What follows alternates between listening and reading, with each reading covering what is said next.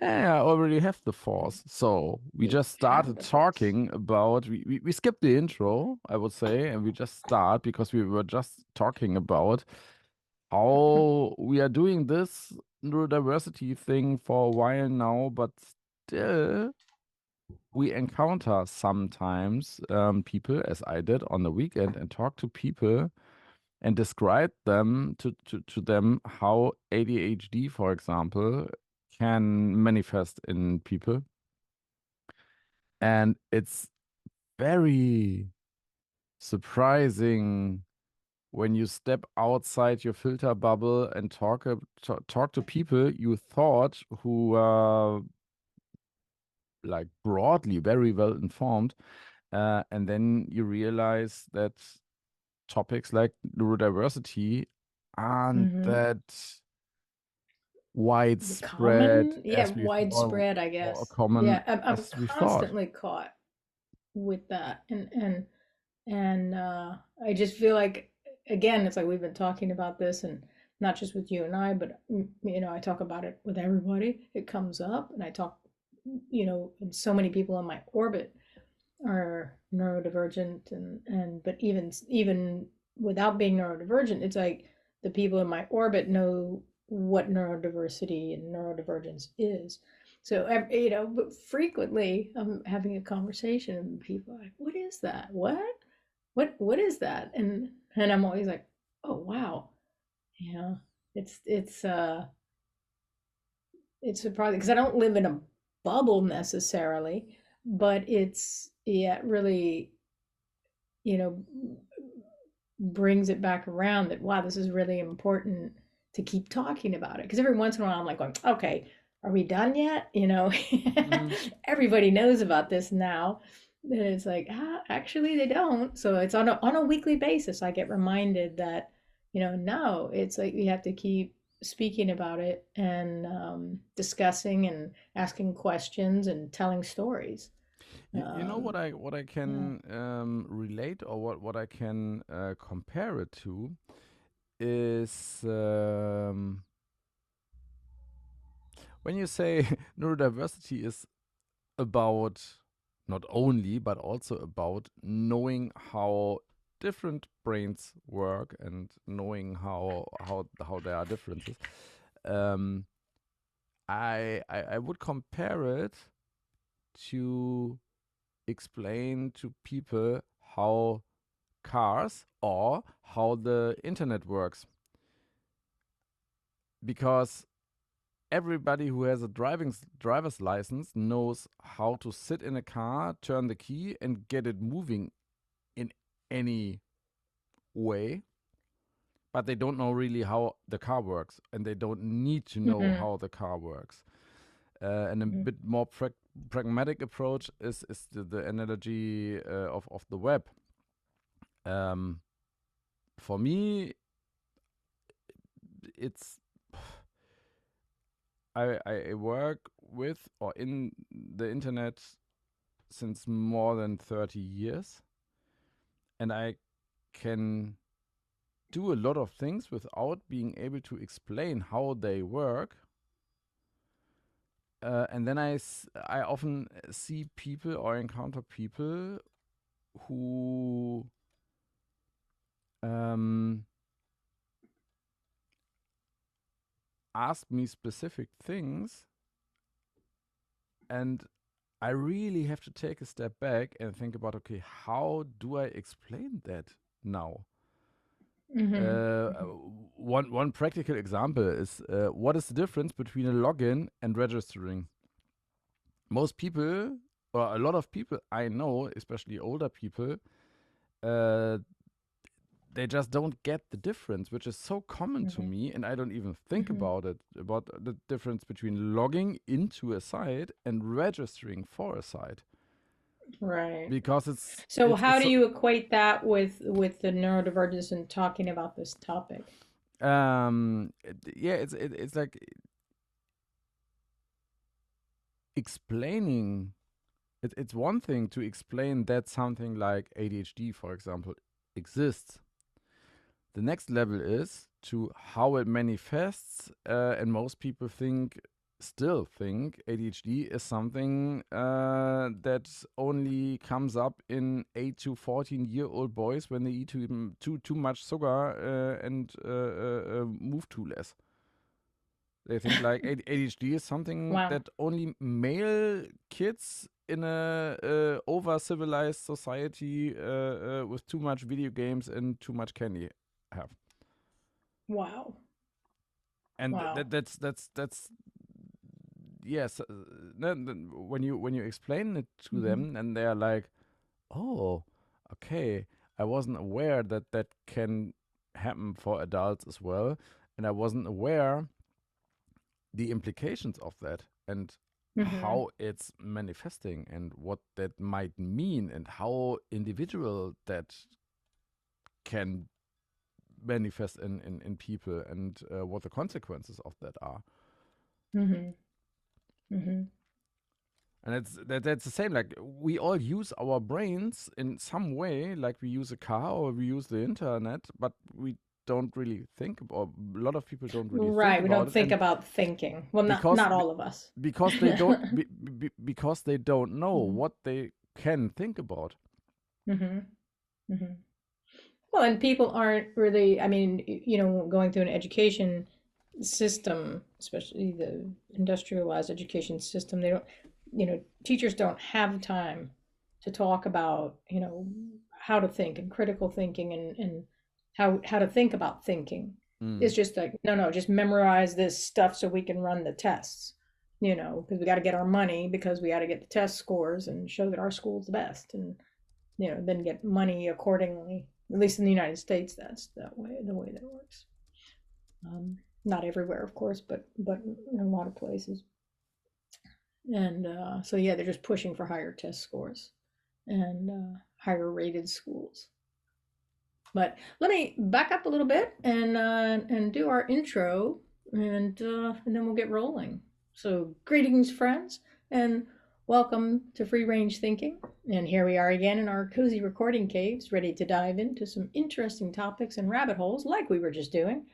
Example A. I'm Sharon Leigh.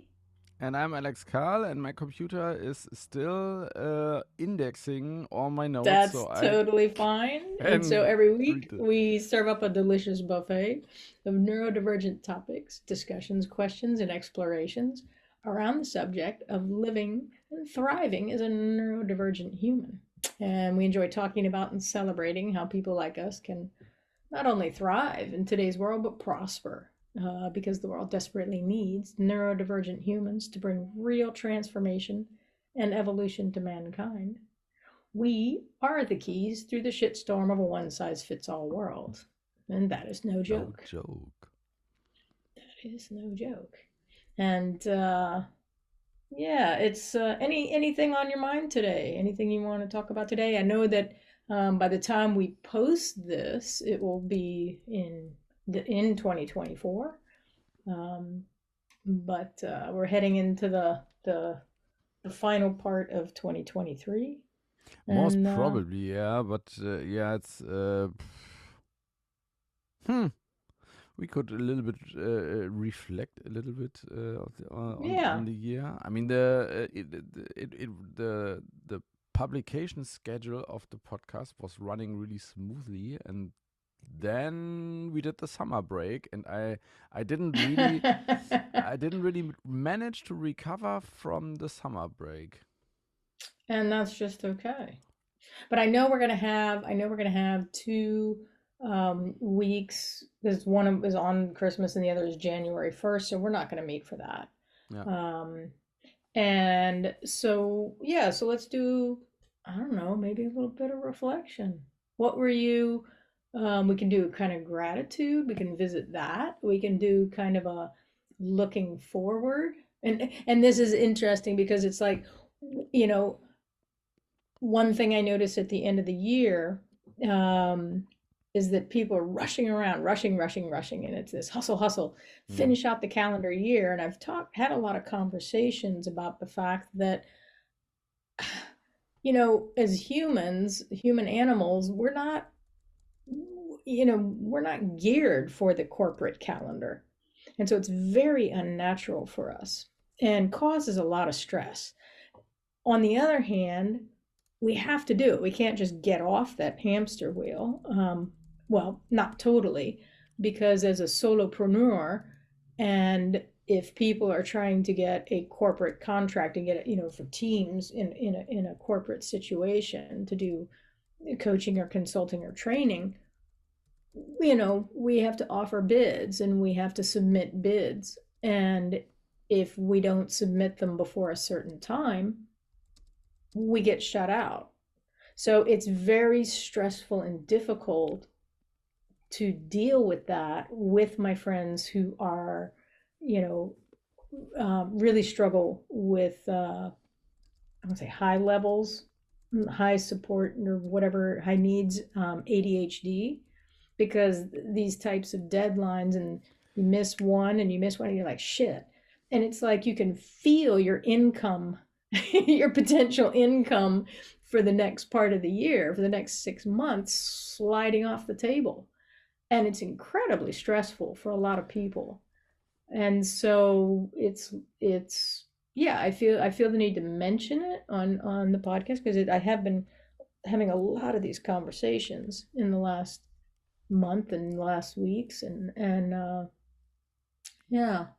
You just said something. I just realized something I couldn't put in words for the last years, but 1st of January or Sylvester or New Year's, 31st of December, whatever you call it, for me, Hmm. for the last, I don't know, for the last 6, 7, 8 years, no, longer, for the last 9 or 10 years at least, it's just another deadline I don't care about. I don't celebrate it. I most the years that I can remember, the last yeah 8 years at least, I just no, at least 9 years through the pregnancy, we just slept into the new year. Hmm. It's totally uninteresting for me to celebrate. It feels artificial for me. Well, that's a different thing, the celebration thing, to the thing of trying to get a contract and the stress of that. I'm not talking about the celebration thing in Yeah, this but particular it is thing. connected. It is connected. Like the trying Absolutely. to get another contract is connected to this artificial deadline on the one year ends and another year starts. When you are so it's maybe it's yeah, it is connected to a corporate calendar for the people who need to get another contract. Hmm. uh but is it really this artificial deadline of one year ends and another year starts Well, when I think that's where it comes in. It's piled on because there are quarters. For example, when we were doing the contracts in the automotive industry, it was the end of the year where you had to submit or try and get the contract. And then it was in kind of late spring. So and then it's like, and then of course in August to September, there are different, so each quarter has its time to submit particular bids or contracts, but the end of the year is in particular really loaded with pressure for that. Now, if hmm, you add to that, because not everybody is, the Christian westernized thing, but the end of the year and the quarters absolutely hits everybody. Now, if it's whatever type of, kind of holiday schedule, religious calendar thing, when you have that layered on top of it and the new year, hmm, which is also, when you think about it, kind of arbitrary. And it's a lot. It's like a pressure cooker for a lot of people. So this is kind of what I meant, hmm. is that it's this time of year, it's super super heavy for a lot of people. And as humans, I mean, like, we're not built for that. We're not built for that. We're built to hibernate. We should be hibernating right now. We should be lying fallow. We should have eaten a bunch of stuff. We should all be in the caves and slowing down and resting up.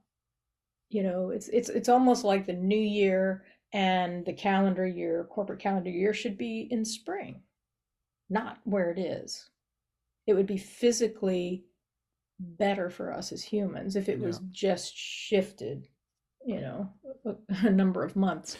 Yeah, a friend of mine Yeah. said we should more think also the working year or the corporate year. We should think it more in sports seasons, where from November or when it's getting colder outside and a lot of sports are not going to be played anymore, for example, because it's just too cold outside.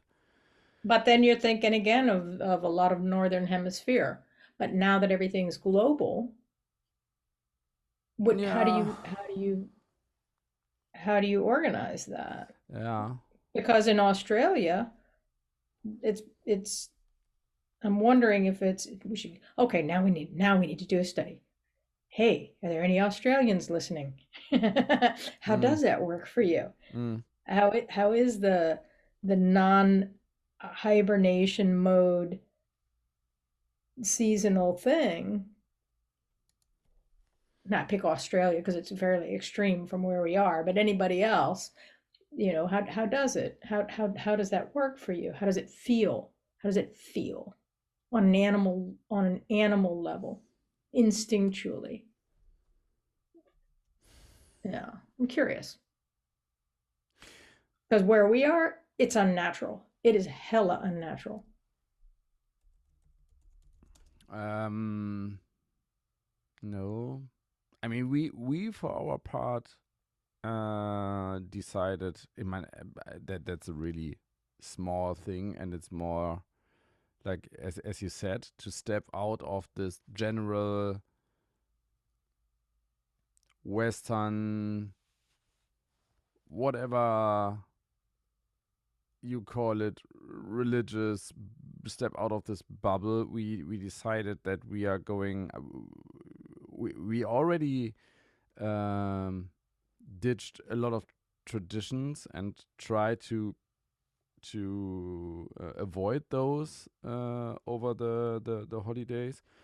And yesterday or the day before yesterday, we decided that we are going to. Angie looked up in the calendar when the winter solstice is, Yep, and she said, "Hey, let's just celebrate that and look yep. into the calendar when the really natural date, all the other stuff is built around. It's the winter solstice, and it's changing every year between 18th or 19th of December and 21st or so, when the longest night of the year is, and then the days are going to be longer again. And let's just celebrate that, and let's give us our present then, and we can go to the people who just want to celebrate Christmas, but we say, okay, no, we give us our present on the winter solstice day, and are going to celebrate that as Right, a but what do you do about the corporate calendar in terms of, um, because I do the same way. I don't really, the Christmas thing is, to me, is so arbitrary. And we kind of did that even when we were little, even we did some, not little, but when we got past a certain age, and my mom was like, nah, solstice, kind of, but not even rigidly. Ours was kind of always sliding and whatever, but yeah, it's so I'm not talking about the holiday thing, even though I know that that's an added pressure. But even if you change that, it still wouldn't change the fact that there's a pressure with the quarterly corporate stuff that I is, the the so quarterly. that doesn't affect you at all? No, Okay. Yeah, no, you're never. lucky. Um, You're lucky. I would say like just observing it from a kind of objective side, um, I, n- I never had this problem. I was lucky enough to never have this problem. I mean, I worked for public-owned companies who had to do quarterly reportings and yearly reportings to the stakeholders and or shareholders. But my work was never affected by that. And maybe it's because I am I almost always work from like day to day or from week to week, and not even monthly. I don't have a monthly plan. I But work who hires you? How do you get your contracts? it's like word to mouth, or Okay. people ask me and say, "Hey, can you do this or that for us?" And But is it contractual in chunks and then it's no, I've or is it for never, years and years? I've never. Let me think.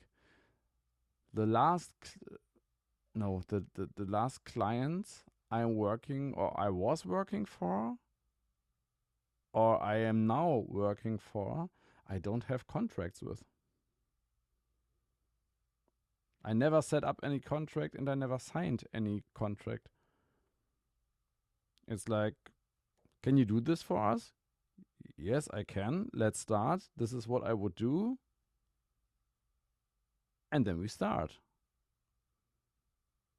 And I know maybe that's why I'm pretty comfortable with it. I mean, if you have a Mhm. contract and let's say the contract is for a year. I Oh, okay. Hold on a second. Hold on. I have to clarify something. I'm not just talking about a corporate contract, but I'm talking about a gig contract. mm, So if you're doing something, it sounds like you're doing gig work. Is that correct?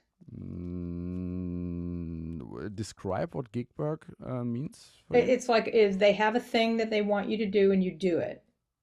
Like are they sorry if I'm getting too For example, personal. You can they go. say let's say a company needs some kind of content marketing and ask me, can you do that? And I say, yes, I Mhm. can. I offer you to do 4 blog postings a month and 8 social media postings a month and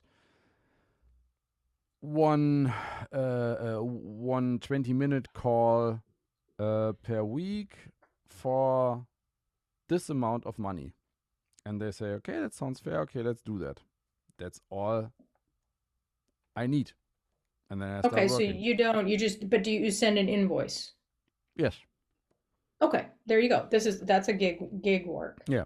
So if you're sending an I invoice, send an invoice, and when they, of course, they can say from 1 month to the other or from one day to the right. other, okay, we don't need you Yeah, anymore. And that's fine with me. When I'm right. doing good work, they are going to need me still. If they go out of business, then it doesn't matter if I have a contract or not because they can pay me anyway. Right. Um, so there was one client I was a bit, uh, let's say,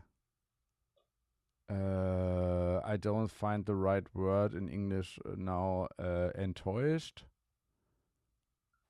Uh, Disappointed or yeah, I was a no? bit disappointed.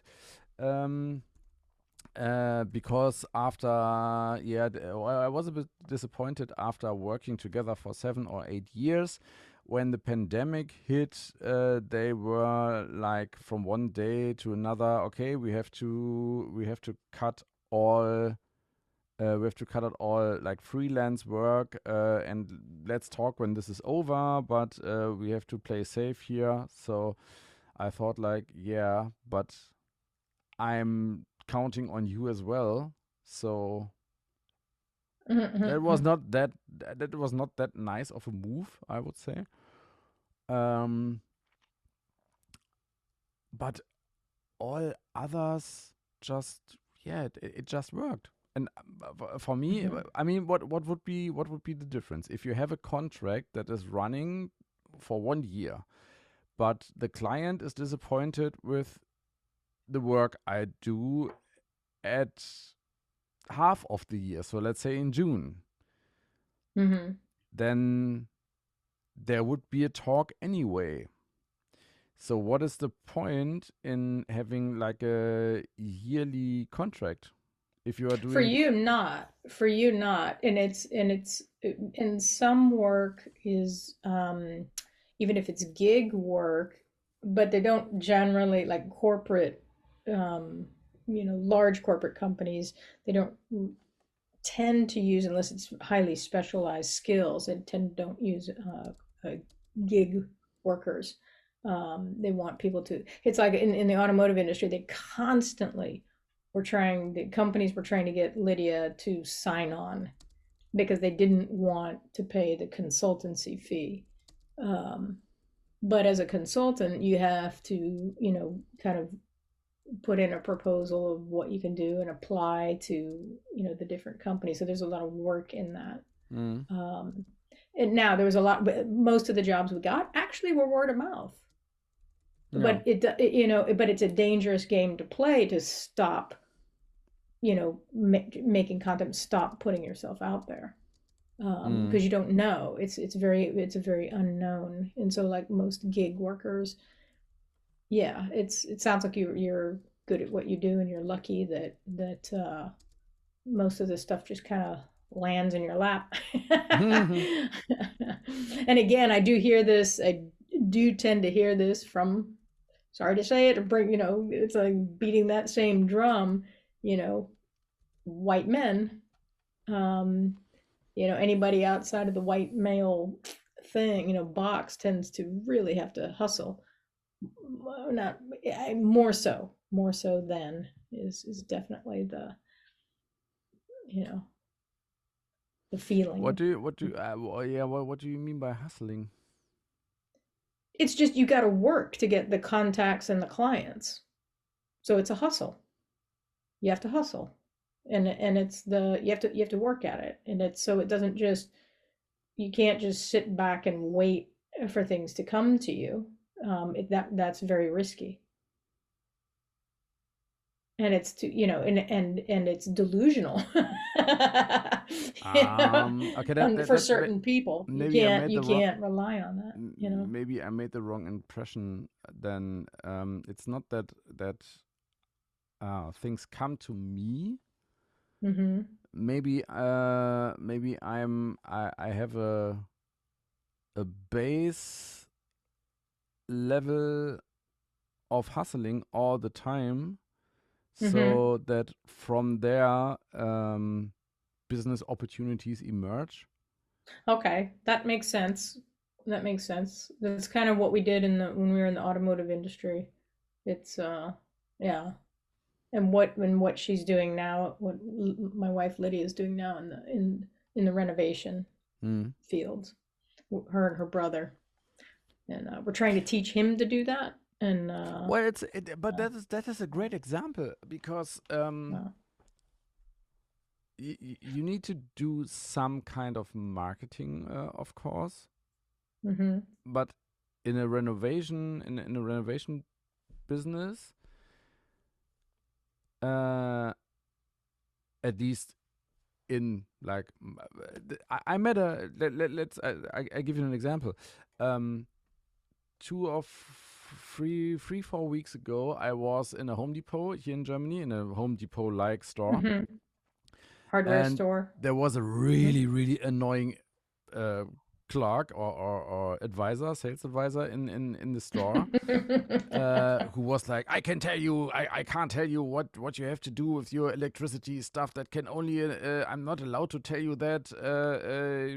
That only an electrician can do that for you. Blah, blah, blah. And I was like, okay, you don't need to tell me how I kill myself. Just tell me what I need to buy to get these lamps up on the ceiling in a really old house. And then he walked away, and another guy was standing in front of this rack, and was like, I wanted to ask a question as well, but the guy just walked away. And I looked at this guy and said, excuse me, you're not by any chance an electrician? You aren't, right? And he was like, no, I'm a plumber, but what's your problem? Maybe I can help you still. And Cool. then I described to him what I wanted to do, like get two lamps up on the ceiling and connect them with cables to the electricity. What comes out of the ceiling, the old cable. And Yeah. he was like, yeah, okay, you can do that. Yeah. What the guy just said is like, yeah, I would do it a different way. I would take this Vago connectors. And he looked at the price and he looked at me and said, are you finished now here? Or do you need to buy more? And I was like, no, I'm finished. Why? He said, hang those $20 package of Vago connectors back on the wall. I have hundreds of them in the car. Get out in the parking lot. I give you some from my plumbing car. And I was like, wow, so cool. Yeah, and then we went outside and he gave me like 6 or 7 of them, which were worth of 25 euros or so in the Home Depot. And I was like, oh, thank you. How can I thank you? Can I like suggest you to other people, do word of mouth marketing for you? And he said, no way, I have enough work. It's okay if you don't kill yourself, but I don't need any more work for the next 18 months. And I was like, okay. And I think that especially in this field of renovation and Heimwerken or Handwerken, you just need to tell all your customers to say, hey, if anybody in my circles of friends needs somebody, then I recommend you. And it's like, give them materials to do recommendations for you. Yeah. And it's interesting that you're saying that and coming up with, interesting ways to do, because it's funny, and I keep trying to tell not just Lydia and her brother, but also coaches and trainers and consultants, and it's the anti-marketing mindset. And it's not about marketing anymore. It's, in fact, it never has been, but the marketing and sales, and it's like, no, it's about connecting, and it's about quality over quantity. Because if you do the quality thing first, and then the word of mouth will spread, and it's actually easier for neurodivergents to do this than without feeling like you have to sell your soul or fit into the old model of marketing. It's actually easier. Yeah, and still it helps when you can give your clients something or tell them what they could do to support you or help them to recommend you. For example, in Germany, we have those platforms where you can rate or review doctors. Right. So when you are looking for a general practitioner, or if you're looking for a specialist, then you can Google it. But then you always find those platforms like Jameda, for example, where they have like Yelp, and yeah, it's like a Yelp, but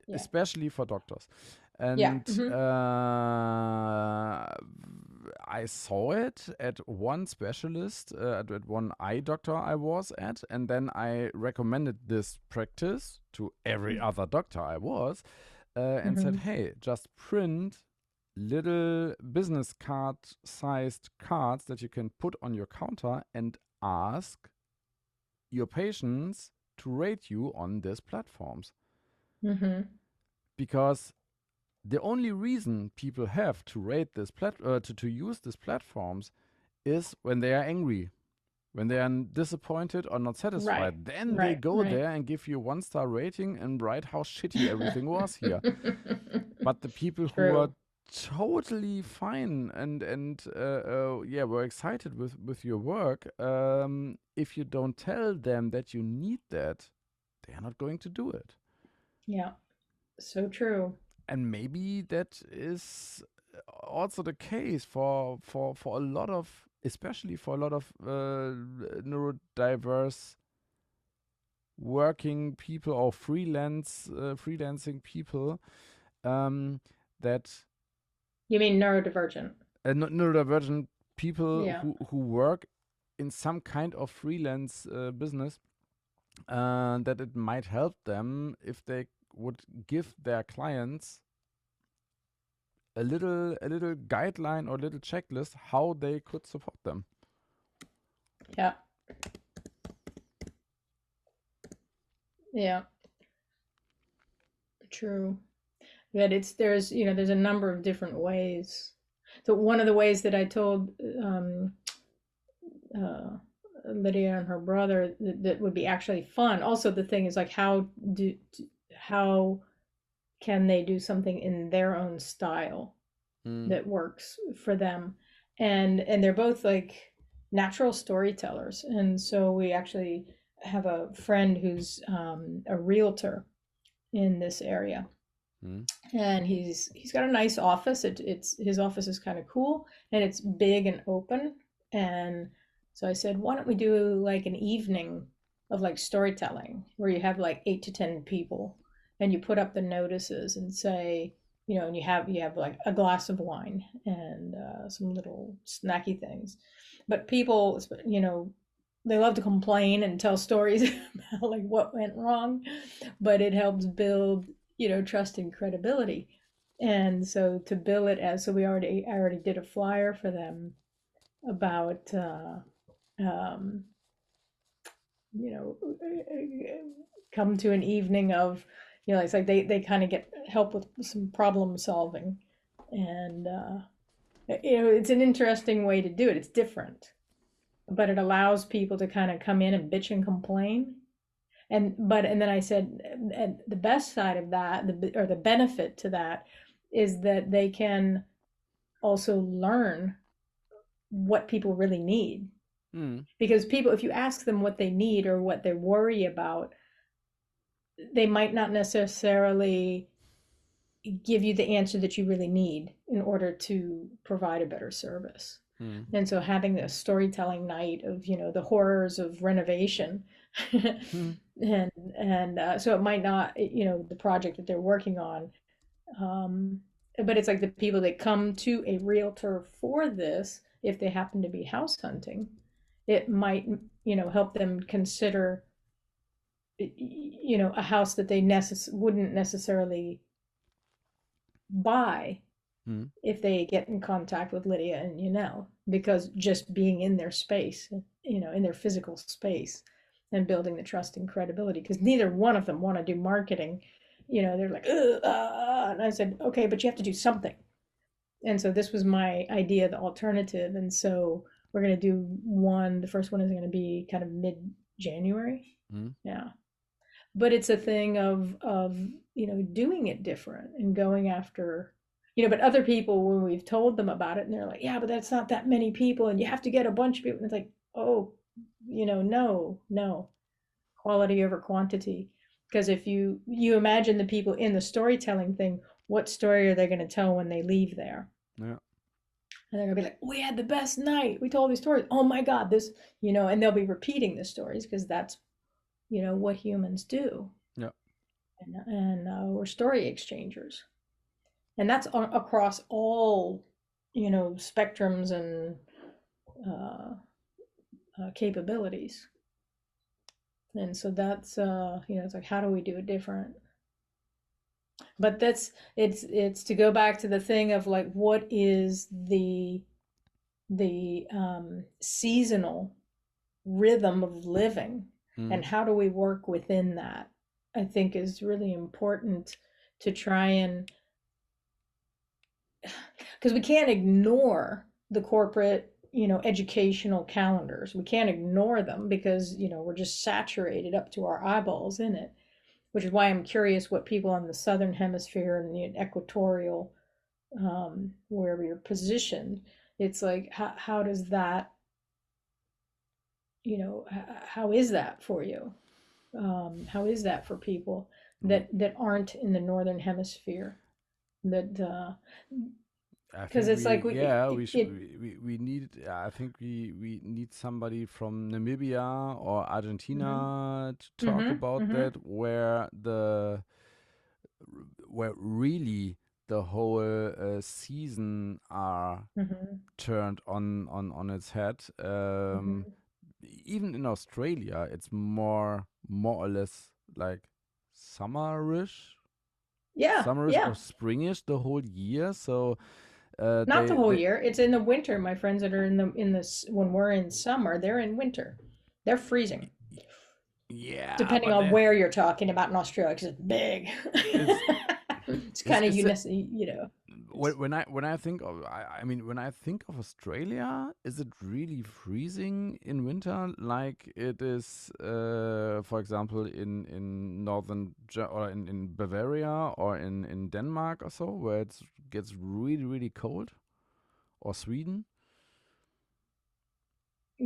or in the I don't US? know, to be honest with you. I mean, Yeah. in the US, for example, Well, the U.S.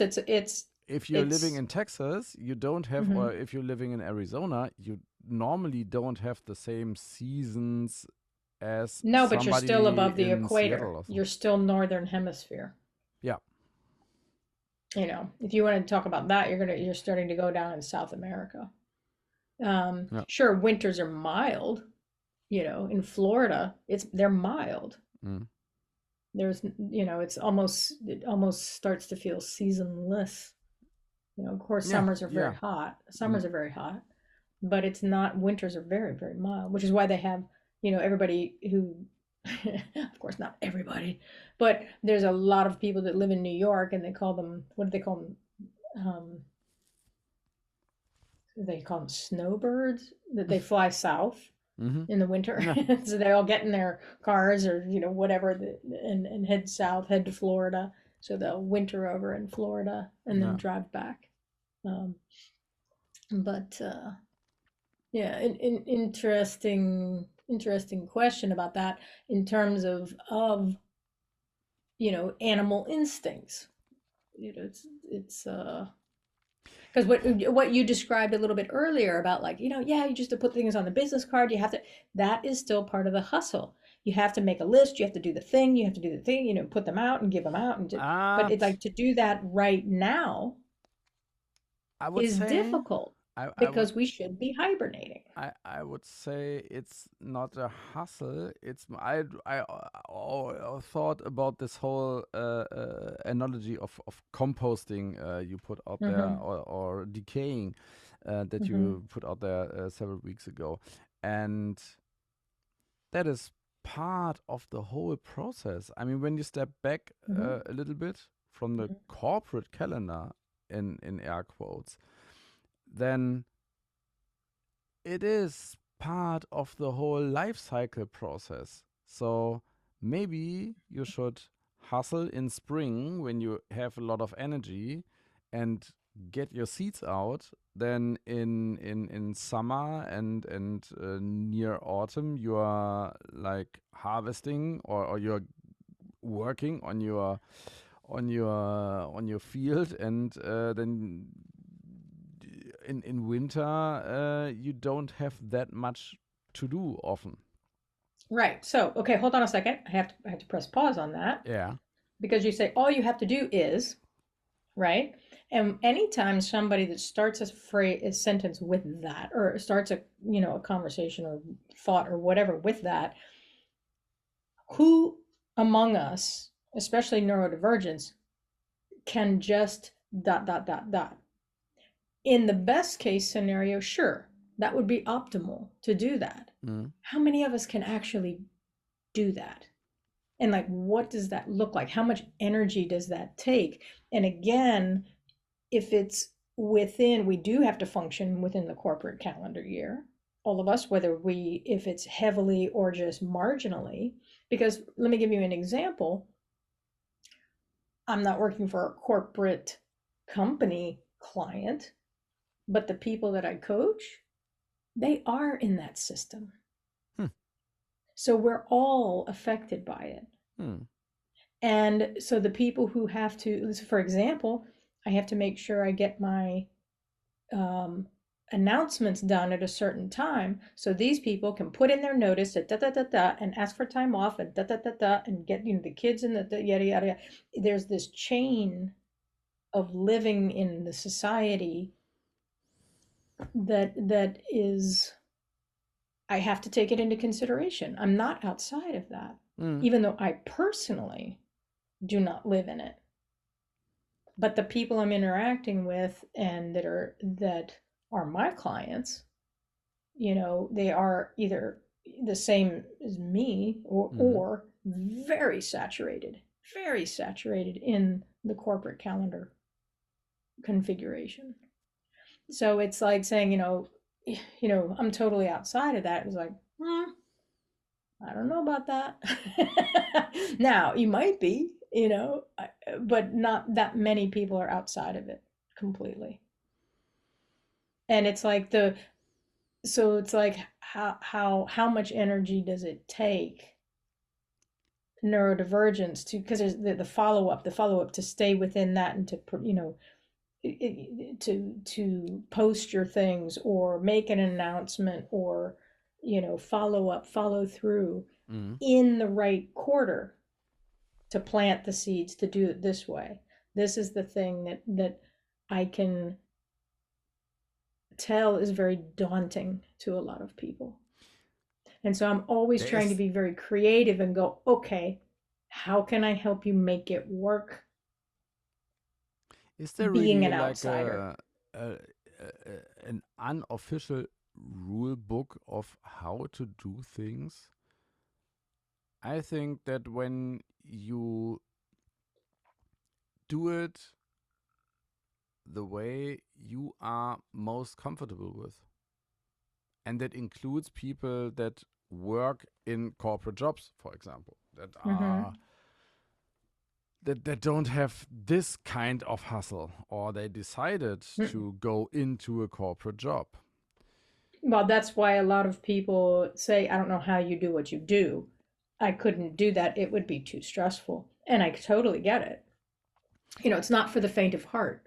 Because the And corporate job, the corporate job gives you stability, or the the feeling of structure. stability. It gives you the stability or the structure, and you can say, I work in this structure, and I work in this maybe even quarterly organized calendar. Or you can say, for example, I do the other extreme in air quotes, and step out of this whole circle or this corporate calendar, and do it the way that I'm really comfortable with.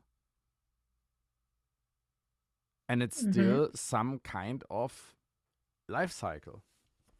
It's still for sure. some kind of, okay, but I didn't say you have to do your marketing in spring, because then all the budgets are up and the companies are able to book you as a coach or as a contractor. My approach was more like the natural the natural cycle would be, you put out your seeds in spring and write all your offers, and then you get like you write like 30 offers to companies and Mm-hmm. say, hey, I can do this or that for you. 4 or 5 of them say, yeah, that sounds cool, let's do that. And you have some older clients, so then you say, okay, for the next months, everything is going well. Then you work for your clients and do what you offered them for summer and into autumn, and then it's like the natural circle of okay, and then the corporate year comes to an end. Maybe some clients say, okay, we have to reconsider, or we have to budget for next year, and maybe there's no budget for freelancers anymore. So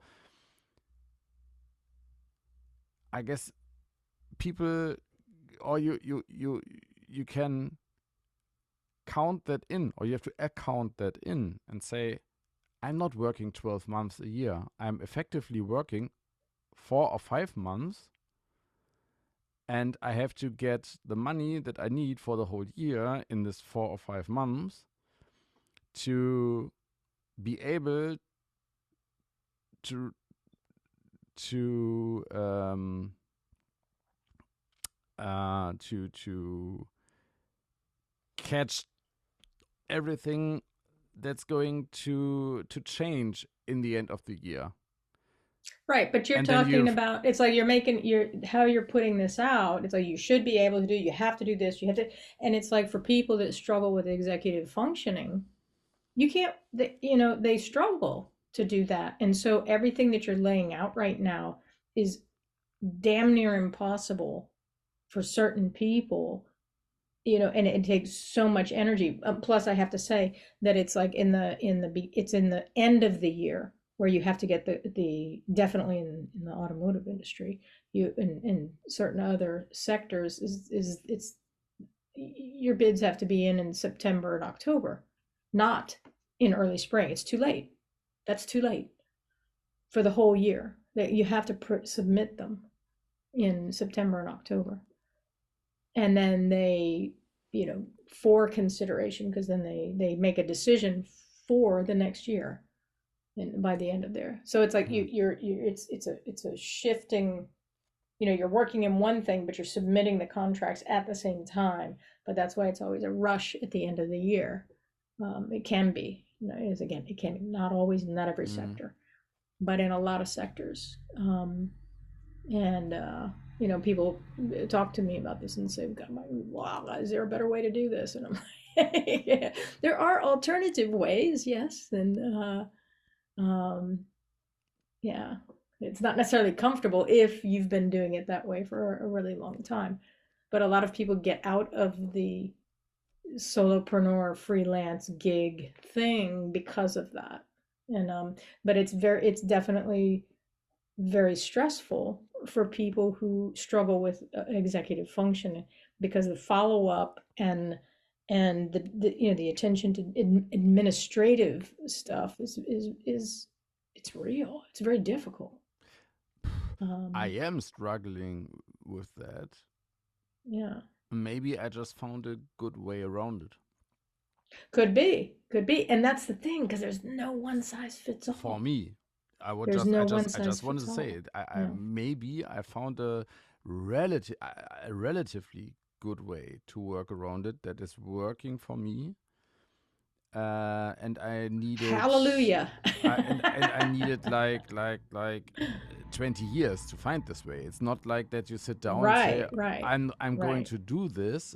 It's more I never actively reflected on that. And I'm Mm-hmm. pretty sure there are a lot of things that I could do different, um, or better. I don't know. Um, This sounds like it. This episode sounds like it needs a part two. No, and I don't mean to be like hard on you about the thing, but it's very. I just want to be super clear for the people who struggle with this kind of stuff. Because you've said a couple times, it's like, well, you just have to do this, and I'm like, wait a minute. I'm like throwing a flag on the field. It's like, hold on a second. It is what is not the like that. what is But the it's like alternative? What would be the I'd love alternative? there's lots of alternatives, but again, it's not a one size fits all. Yeah. But this is the difficulty because it doesn't scale, Mm. it doesn't, to throw it out there. And it's like the people that I help and that I coach, it's like, it's very, very particular to each person Yeah. and each person's situation and what works and what doesn't. And it's an experiment. And so it's a constant experiment. Now, the thing that makes it so difficult is the world is changing. Everything is changing. Now, the corporate calendar thing is probably the only thing that isn't changing, but everything around it and the security, or the security is an illusion. And how people are now, the thing that's different about it is that people are starting to use AI to make Maybe a lot of decisions in with the contracts, which is like, is it good? Is it bad? We don't know yet. maybe But I it's, sound really postmodern and really hipster yeah. and deconstructive, but this whole Hipster corporate Alex. calendar thing is just a construct. Yes, of course it That is is, not but it a doesn't mean it law doesn't of impact us. that is not a law of nature, and Exactly. that's nothing you Exactly. have to accept. If somebody says, I really struggle with this corporate calendar, and it's every year, it's a really bad struggle. I'm struggling with the Mhm. calendar of the governmental financial Right. thingy Right. in Germany. I struggle with it, and it costs me a lot of stress and often a lot of money because I let go every deadline by deadline by deadline, and then someday There they you go, the say penalties. it costs penalties. I'm Hmm. used to it, and that's my way to cope with it. So when it Right. gets like in the 3-digit penalties, I go, okay, now you have to do something about it. Where other people are like, why didn't you do that 9 months ago? Because I don't want to. Hmm. Full stop. Yeah. And I buy myself out of it. Hmm. Uh, and I think that's in a lot of other things as well. If if somebody is really uncomfortable with this corporate calendar, I'm pretty sure you can find an individual way around it, or right through it, or say, I know it's the normally in this calendar, September, October are those dates, so I could prepare myself for those dates in spring, or prepare like 80% of what I do need in September in spring, or I can just offer what I would like to offer already in spring, Hmm. or I just quit the whole industry and try to find another industry where I could work much more comfortably. Right. Right. It is a choice. It is a choice. I mean, Hmm. I'm sure that or that for a lot of people, um, it's like a given, and they think they don't have that many choices. Hmm. That you put your finger right on it, and um it's like we have a choice of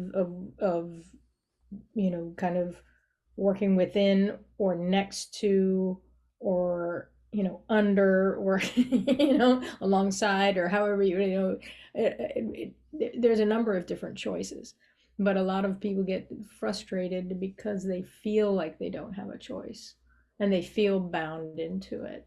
There are certain aspects, economically, that make it difficult to have access to more choices, than, depends.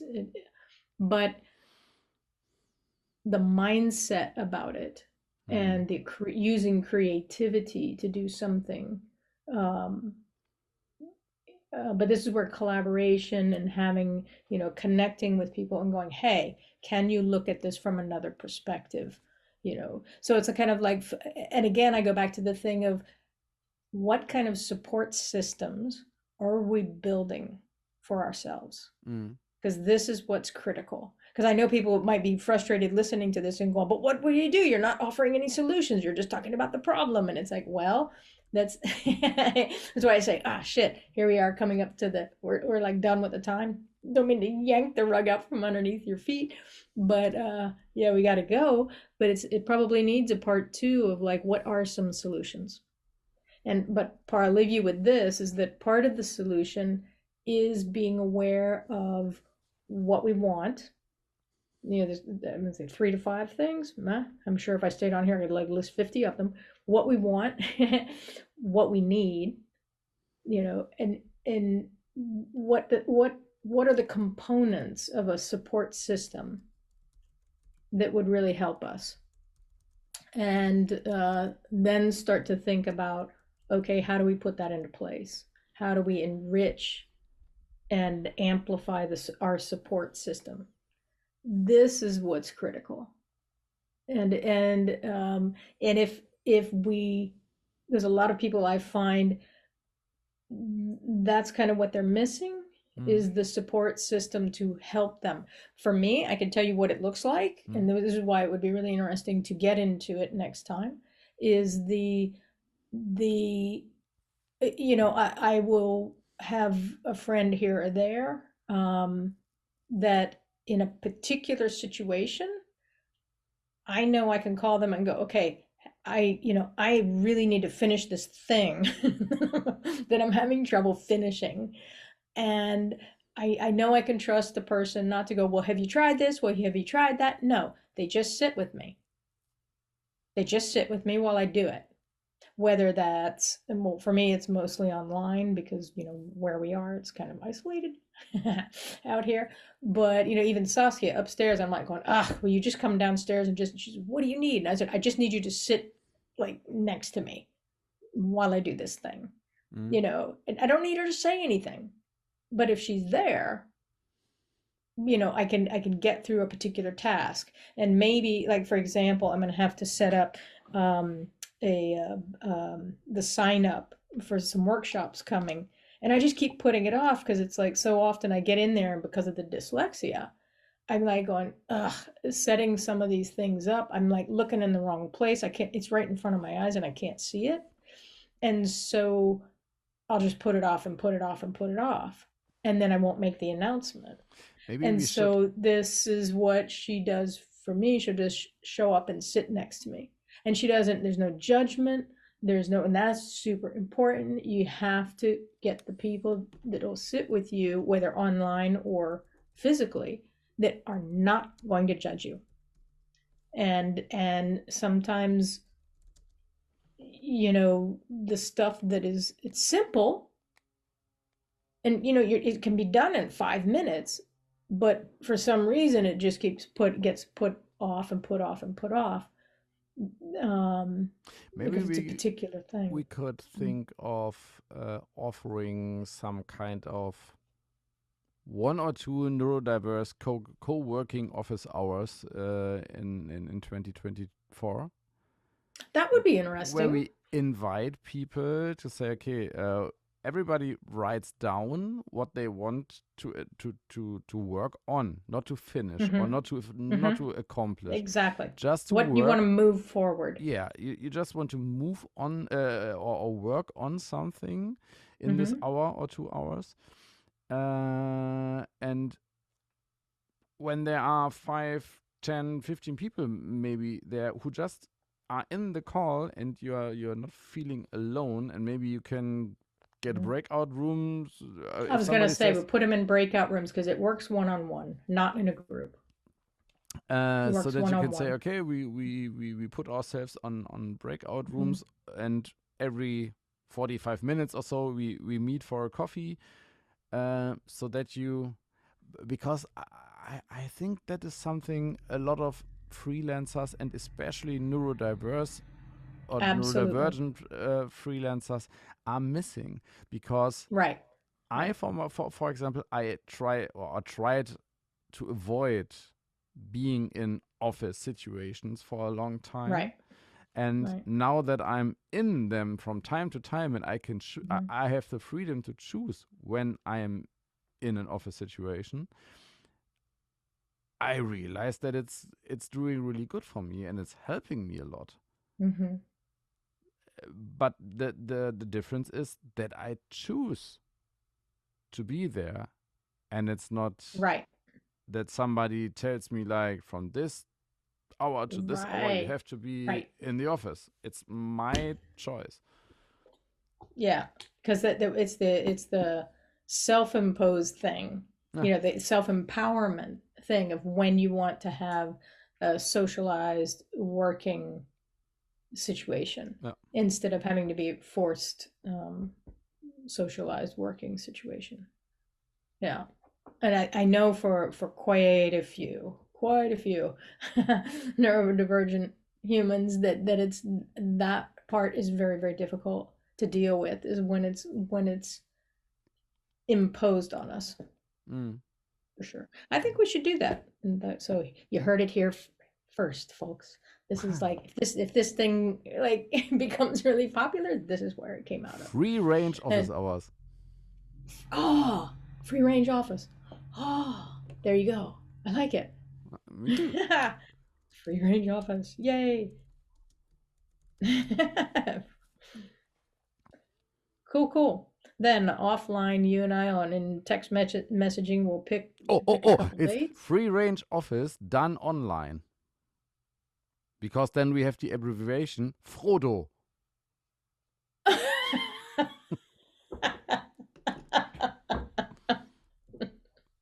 I was like, right when you said it, I was like going, oh, come on, that's too long and wordy. But then, of course, Frodo's, yes, awesome.